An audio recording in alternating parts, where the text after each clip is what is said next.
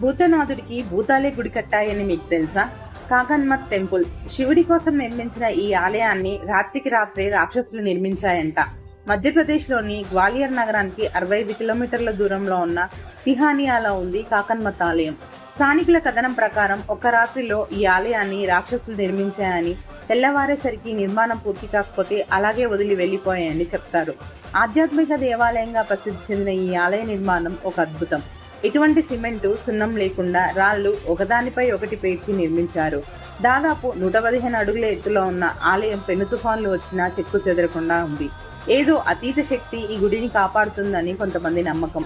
కొన్ని శాసనాలు 11వ శతాబ్దంలో కచ్చపుగట రాజవంశానికి చెందిన కీర్తిరాజు తన భార్య కాకావతి కోసం నిర్మించినట్లు సూచిస్తున్నాయి. కానీ చాలా మంది దయ్యాలే ఈ గుడి కట్టాయని నమ్ముతారు. శాస్త్రవేత్తలు, ఆర్కియాలజిస్టులు కూడా ఈ ఆలయ మిస్టరీని ఛేదించలేకపోయారు.